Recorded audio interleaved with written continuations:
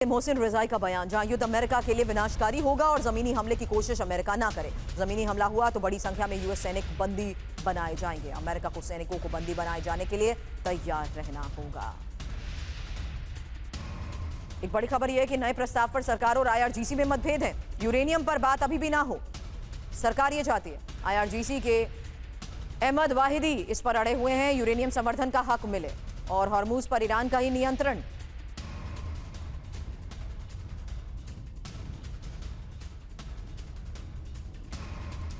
तो क्या ट्रंप से वार्ता इसीलिए फंसी है क्योंकि आईआरजीसी वर्सेस सरकार, जहां लीडरशिप की शर्तें क्या हैं। हॉर्मूज स्ट्रेट को खोलने की मांग की जा रही है और साथ ही संवर्धित यूरेनियम पर भी बात ना हो। ये देखिए लीडरशिप की वो शर्तें, जहां संवर्धित यूरेनियम पर बात ना हो, स्थायी युद्ध विराम लागू किया जाए, लेबनान में स्थायी युद्ध विराम हो, वार्ता से विवादित मुद्दों को सुलझाया जाए।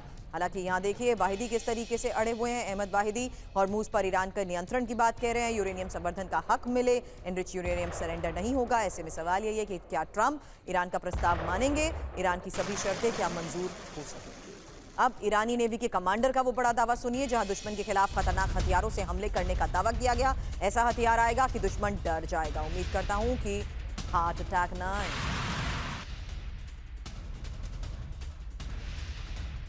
अब ईरानी कमांडर ने क्यों कहा दुश्मन को आ जाएगा हार्ट अटैक। जल्द ऐसा हथियार लाएंगे कि दुश्मन डर जाएगा। दुश्मन का सामना बेहद खतरनाक हथियार से होगा। वो खतरनाक हथियार दुश्मन के नजदीक ही हैं। उम्मीद करता हूं उन्हें हार्ट अटैक ना आ जाए।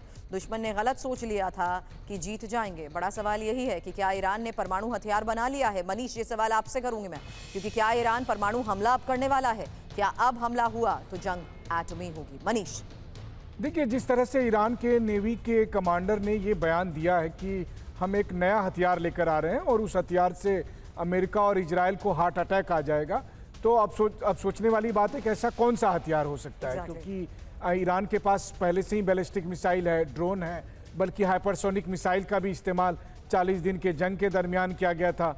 ईरान ने डिएगो गार्सिया को टारगेट करके, जो 2000 किलोमीटर दूर है, उसको भी एक मिसाइल से वार किया था। तो अलग किस्म का कोई मिसाइल तो हो नहीं सकता है। तो फिर ऐसे में कौन सा हथियार बचता है जिसको देखकर अमेरिका और इजराइल को हार्ट अटैक आ सकता है। तो वो सिर्फ और सिर्फ अब परमाणु हथियार ही हो सकते हैं। तो सवाल यही बनता है कि क्या ईरान के नेवी के जो कमांडर हैं वो किसी गुप्त परमाणु बम की तो बात नहीं कर रहे हैं कि अचानक से ईरान कहेगा कि हमने गुपचुप तरीके से ये बम बना लिए हैं और अब हम इसका इस्तेमाल करने जाएंगे और इसके बाद अमेरिका और इजराइल के लिए एक बड़ा धर्म संकट होगा कि अब ईरान परमाणु संपन्न है तो क्या।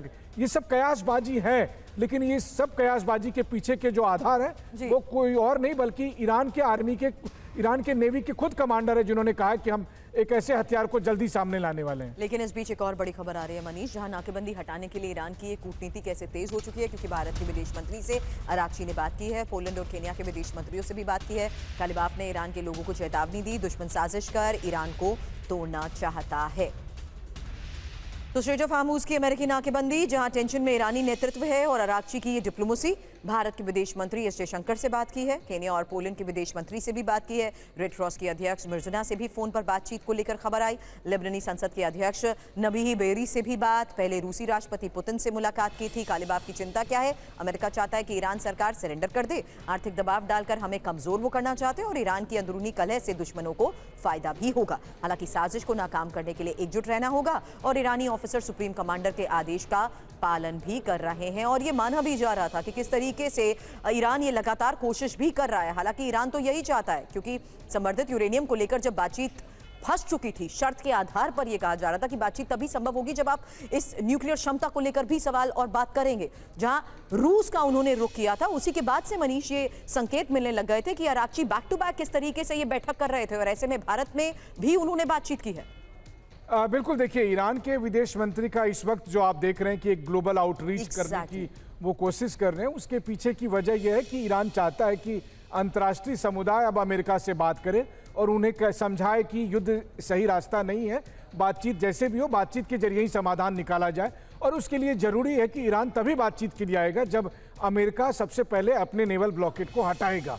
और इसी के तहत वो रूस भी गए थे। जब मैं इजराइल में था, मुझे याद है कि इजराइल में मुझे एस्टैब्लिशमेंट के कई लोगों ने ये जानकारी दी थी कि रूस की तरफ से प्रेसिडेंट पुतिन ने ट्रंप से ये कहा था, ऑफर भी दिया था कि ठीक है हम ईरान के 400 केजी जो संवर्धित यूरेनियम है उसको हम रूस में रख लेंगे, क्योंकि देखिए सही बात है, अमेरिका पे आप कैसे भरोसा करेंगे। 2003 में अमेरिका और नाटो देशों ने लीबिया के साथ जो किया, जब गद्दाफी से कह के सभी हथियार रखवाए गए और उसके बाद जब लीबिया बहुत कमजोर हो गया तो फिर गद्दाफी का क्या हाल हुआ। तो ईरान जानता है कि कल के दिन में उसकी भी हालत लीबिया जैसी होगी, और प्रधानमंत्री नेतन्याहू तो कह ही चुके हैं कि हम लीबिया प्लान पर आगे बढ़ना चाहते हैं। मनीष, इसी इतिहास, इसी रवैये को देखते हुए दोनों को एक दूसरे की नीयत पर शक भी है, लेकिन अब बड़े स्तर पर तैयारियों के तहत चेतावनियां दी जा रही हैं, और वो क्या चेतावनियां थी, इसी को लेकर हमने किया आपसे सवाल। फिलहाल आपने ज्वाइन किया उसके लिए बहुत बहुत शुक्रिया मनीष।